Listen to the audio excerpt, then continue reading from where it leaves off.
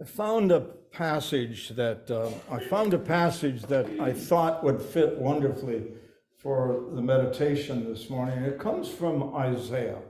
Now, you remember, Isaiah is probably our age, or the age of some of us. He was an older prophet, very much at the end of his career, unlike Jeremiah, who was actually rather young, we believe, probably as young as 19. Jeremiah had been speaking prophecies for some time, and he's talking now about the way in which God has stayed connected to the people of Israel in spite of their doubts. And hear these words: "Sing for joy, O heavens, and exult, O earth. Break forth, O mountains, into singing.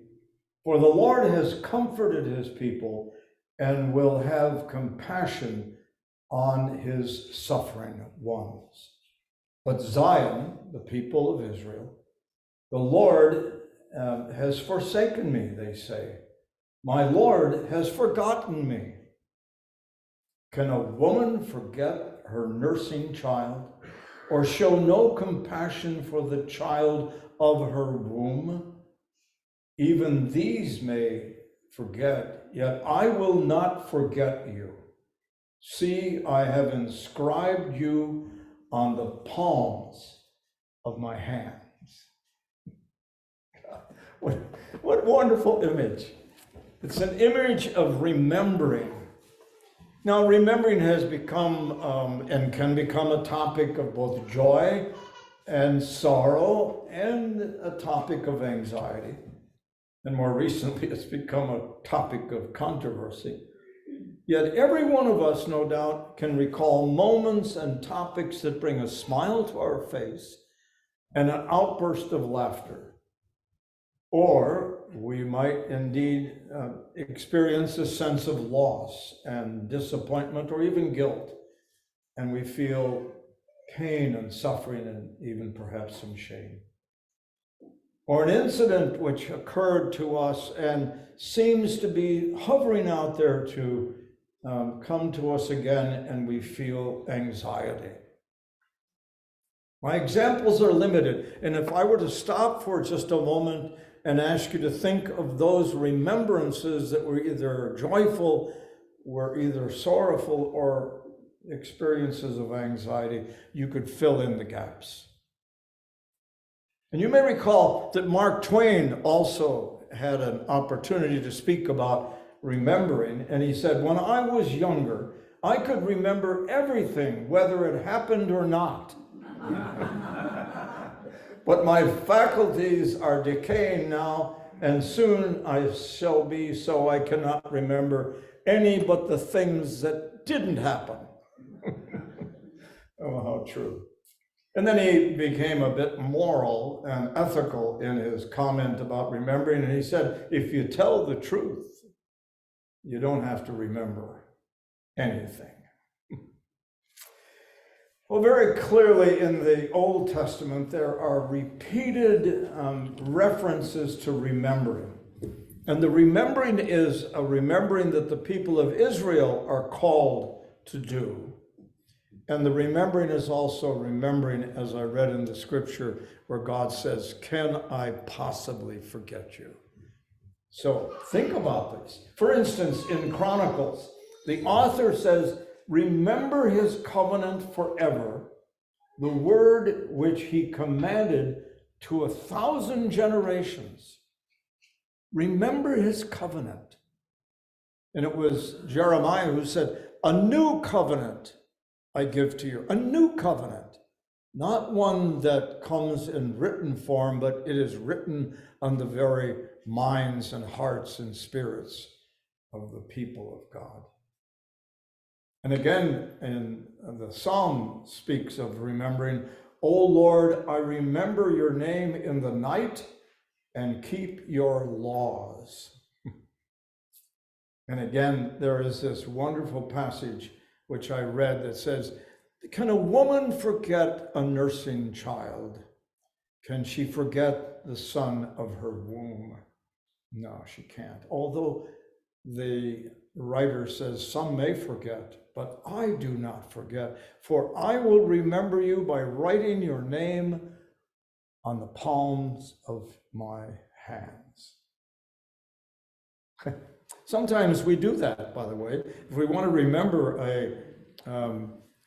the key numbers to get a lock open, we'll write it on the palm of our hands so that, and then if our hand sweats, it blends right through. It's kind of, or we'll want to remember the name of someone, and so it's very easy that if I want to remember a name, I can punch it on my hand, and you won't know that as I raise my hand in front of you, I'm remembering. Oh, you say, oh, what good memory he has.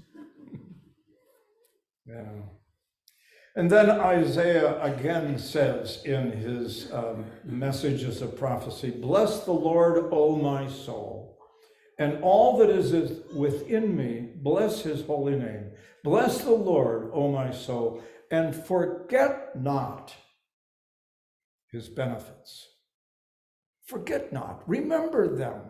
Forget not the benefits of God. Now, the New Testament has a fair number of references to remembering, and it is clear that Jesus had mentioned something to Peter that at some point he would deny him. And he even said, before the cock crows or the rooster crows, you'll deny me 3 times. Well, here he is, Jesus is in the being tested and evaluated and quizzed and then judged. And while that's happening, Peter is outside and people are saying to him, well, aren't you one of the followers of Jesus? And he said, oh, no, not me. I'm not the one, out of great fear and anxiety. And so the remembering that is cited here is that remembering that we too can fail. We too can step aside from our faith journey. We too can deny that we are his disciple. And when Jesus saw him, Jesus looked at Peter, and Peter remembered the words of Jesus, how he had told him before the rooster crows today, you will deny me 3 times. And Peter went out and wept bitterly. And then there is this wonderful, wonderful passage that comes from Jesus as he gathers his disciples for the last meal that they would have together during the course of his life. And as he pours the wine and as he breaks the bread, he says, do this in remembrance of me. So remembering is crucial for us. It's remembering the wonderful things that are part of who we are as a community of faith in this community. I'd like you to remember, for instance, the names of those persons who gave the original vision and life to this congregation. They were people whose last names were Brayback and Harper and Hobbs and Moffat and Thompson. There were a total of 8 of these people who had come together, both single persons and couples, and they were our spiritual ancestors. They gave to us on the wonderful day of Thursday, April the 23rd, 1908, 115 years ago, the beginning of this congregation of people. They are our foundation, a foundation of vision, a foundation of faith, a foundation of hope and expectation that the Lord would always be with them and with any future generations of people who would meet in that little white clapboard wooden building that was across the street here, where the school is now. Those folks are the beginning of who we are. We should, and it is good to remember them for their vision and for their hope. I call each of you to remember the successes and momentarily the failures of this congregation over the course of the 115 years that we've been in existence. Successes in terms of the building of a new building at one point because the congregation become in need of more space. The sharing of that building with the community for various meetings, including at one point, as was the case with the first building, the school, it became a classroom for children. This has been a place for prayer. It's been a place for song. It's been a place for vision. It's been a place for study. We have had great successes as a congregation. And once in a while, we will build altars to those successes and we'll say, oh, remember when? And we forget that we are here now and that the building is our job today to make this congregation vibrant and alive and demonstrates its faithfulness to Jesus, its faithfulness to Jesus, as indeed we witness in the community, both with our words and our actions and our gracious gifts, that we are followers of Jesus and we honor what happened so many years ago. We also remember, and I placed a candle on the in front of the Bible this morning. We want to remember people who were part of our congregation, and I remember those who were a part of our congregation who are now gone, and folks whom we have come to love and regard with great respect, both members of our congregation and those attached to those who worship with us in the summer. I think of Dick Hartlerood, who was the minister of this congregation before we came, and brought such gentleness and such sense of unity and warmth to the congregation. I think of Jerry Slavinsky, who worked so hard in this church. Marge Bodis, these are folks who died since I've been here. Dorothy Snow, Joe McCoy, David Best, who died, who lived in Indianapolis, Indiana. I remember the prayers we prayed for Corrine Johnson, indeed. We have also thought of Art Galke, who died since I've been here, Ted and Diane Crawshaw, Betty Peterson. And then yesterday I received a call from Bethany, who shared with me a really tragic story of what had happened to two of her relatives.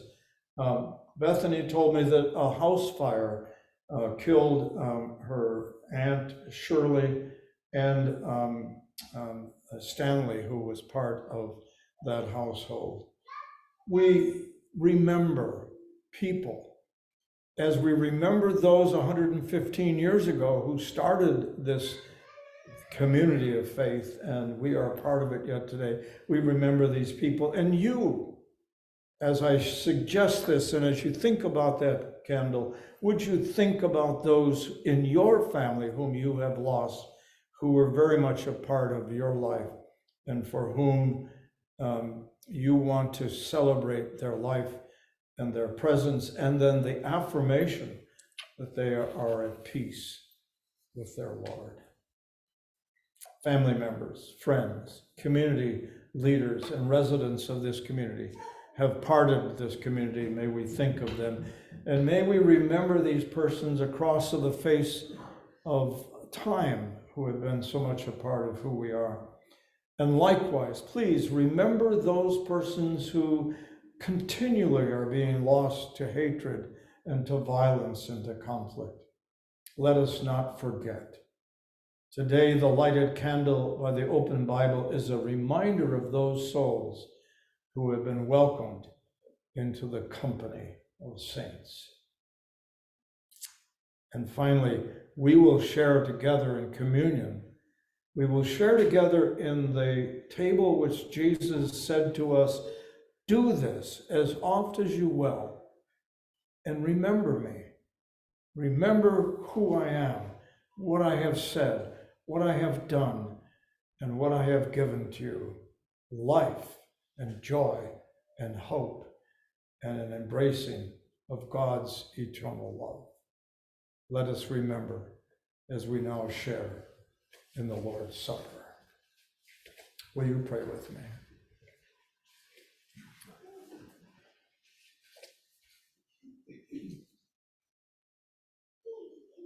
O Oh God, may we never forget. May we never forget the love which you have shown to us. May we remember that you love us so much, and even in the Old Testament you said that you were mindful of us so much so that you would write our names on the palm of your hand. And Jesus helped us to understand how deeply your love would extend to each of us.